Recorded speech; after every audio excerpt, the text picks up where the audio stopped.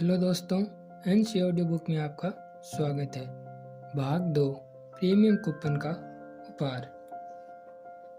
चूंकि ये कहानी एक आम कैदी के रूप में मेरे अनुभवों पर आधारित है, इसलिए ये बहुत ज़रूरी हो जाता है कि मैं पूरे गर्व से ऐलान कर दूं कि शिविर में केवल कुछ आखिरी सप्ताह को छोड़कर मुझे किसी डॉक्टर या मनोवैज्ञानिक के रूप में काम पर नहीं रखा गया था।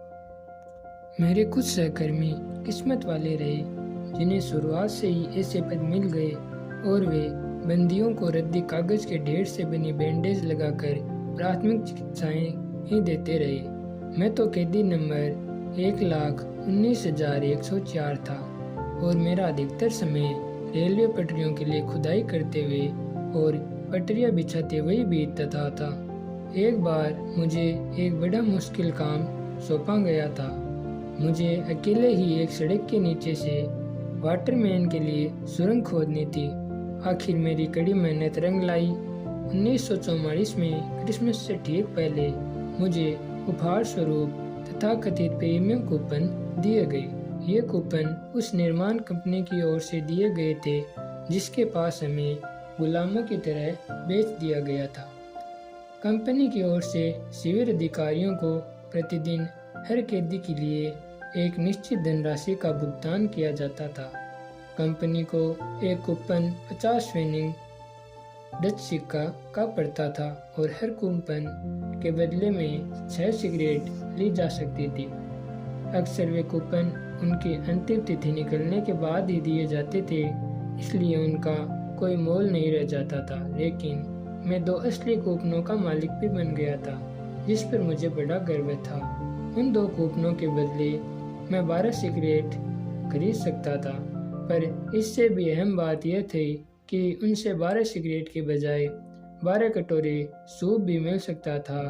भूख से हमेशा तड़पने वाले हम बंदियों के लिए 12 कटोरे सूप का लालच एक बड़ी बात थी। दरअसल धूम्रपान की खास सुविधा तो केवल कापोस को ही मिली हुई थी, जिन्हें साप्ताहिक कूपनों के साथ उनका पूरा राशन दिया जाता था। अगर कोई बंदी किसी वर्कशॉप या गोदाम में काम करता था तो उसे भी कभी कभी खतरनाक काम करने के बदले में कुछ सिगरेट इनाम स्वरूप दे दी जाती थी। इस मामले में केवल वही लोग अपवाद थे जो अपने जीने की आस छोड़ चुके थे और अपने अंतिम दिनों का पूरा आनंद लेना चाहते थे। हम जब भी किसी साथी को उसकी अपनी सिगरेटों को भंडार को फूंकते देखते तो समझ जाते कि उसने अपनी जीने की आस छोड़ दी थी। जीने की आस को यूं एक बार खो देने के बाद उसे दोबारा पाना बहुत मुश्किल या लगभग नामुमकिन होता है।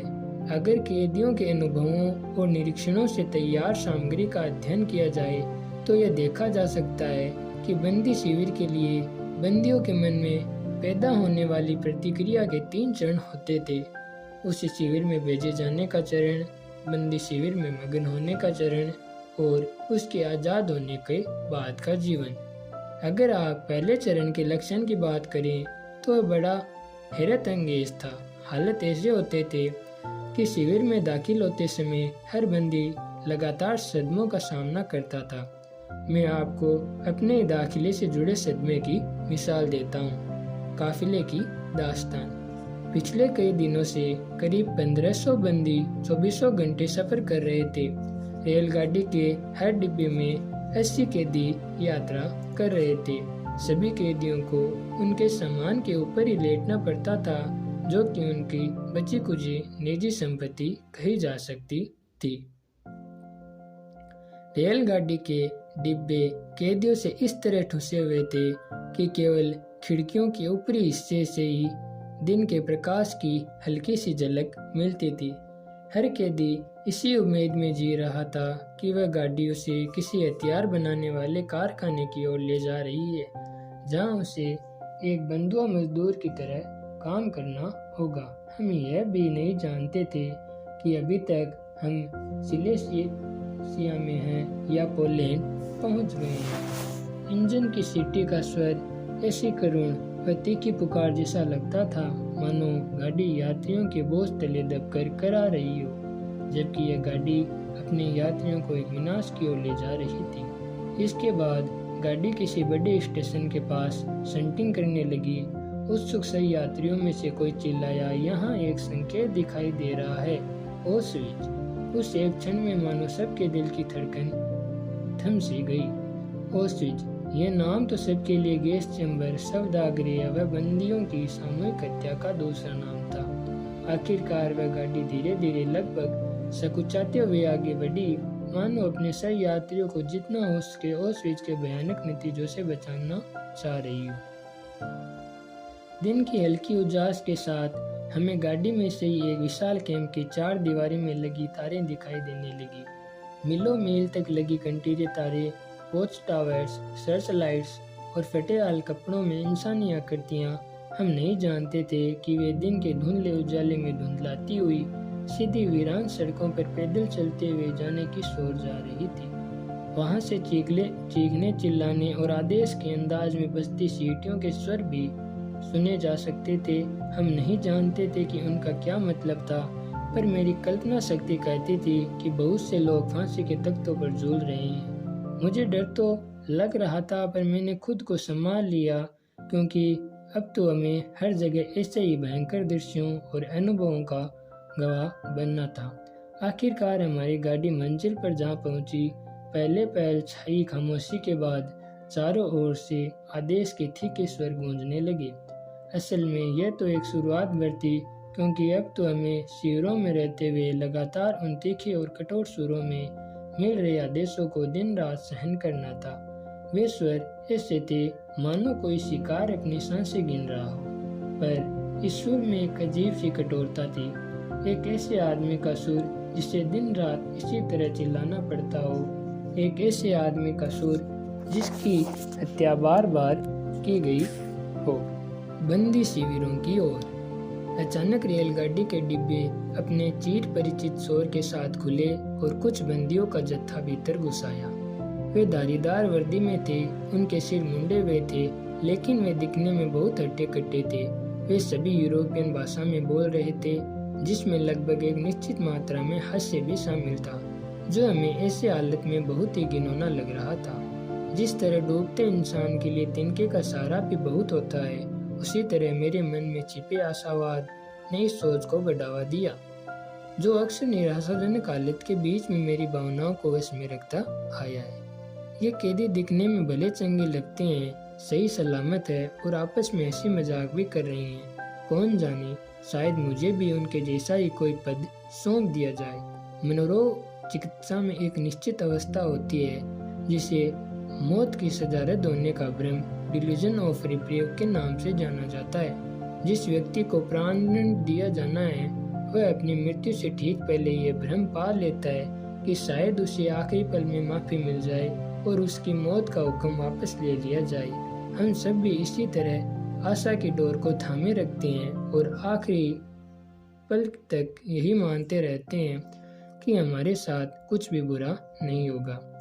हमारे डिब्बे में घुस आए लाल लाल गालों और गोल चेहरे वाले कैदियों के चेहरे देखकर हमें भी हौसला मिल रहा था, लेकिन भला तब हम यह कहाँ जानते थे कि वे सब बंदी एक ऐसे चुने हुए खास वर्ग से थे जो कई वर्षों से प्रतिदिन स्टेशन पर आने वाले बंदियों को इसी तरह शिविरों में ले जाने का काम करते थे। वे नए आए हुए बंदियों व उनके सामान का जिम्मा भी उठा लेते थे। इस सामान में लोगों के पास रखी दुर्लभ वस्तुएं तथा तस्करी किए गए जवाहरात भी शामिल होते। युद्ध के आखिरी वर्षों में ऑस्विच निश्चित रूप से यूरोप के विचित्र स्थानों में से रहा होगा। वहाँ सोने, चांदी, प्लेटिनम व हीरो आदि के अनूठे भंडार सिर्फ विशाल गोदामों में ही नहीं बल्कि एसएस अधिकारियों के हाथों में भी रहते थे। एक के बाद एक सदमा। रेलगाड़ी से उतारकर 1500 कैदियों को एक छोटे से बाड़े में ठूंस दिया गया, जिसमें शायद मुश्किल से 200 कैदियों की जगह रही होगी। भूख और सर्दी के मारे जान निकल रही थी। वहाँ किसी का लेटना तो दूर, इतनी भी जगह नहीं थी कि हर कोई फर्श पर उकड़ो होकर भी बैठ सके।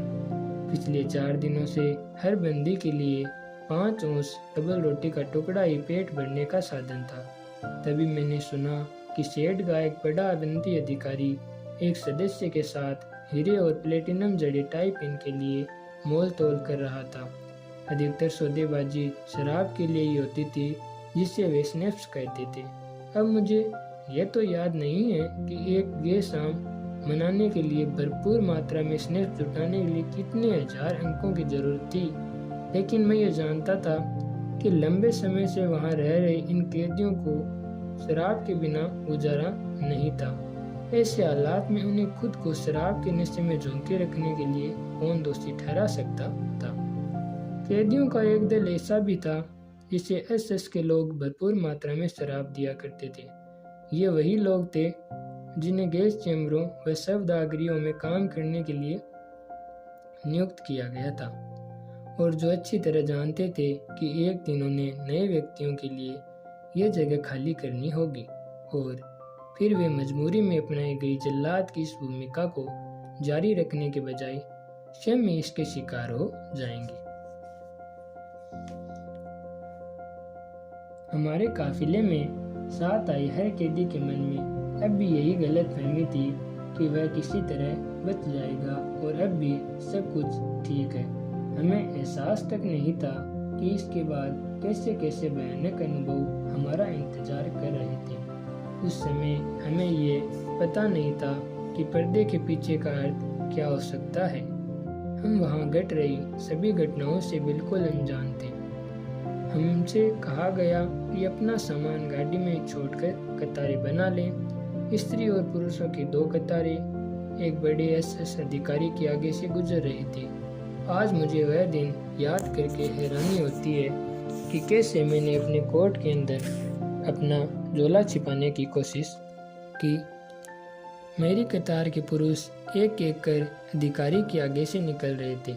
मुझे एहसास हुआ कि अगर अधिकारी ने मेरा थैला देख लिया तो यह मेरे लिए खतरनाक हो सकता है। मैं अपने पिछले अनुभव से जान चुका था वह कम से कम मुझे धकेलकर नीचे तो धकेल ही सकता था। मैंने सहज होने का प्रयास करते हुए अपनी कमर सीधी की ताकि उससे मेरी पीठ का भार दिखाई न दे।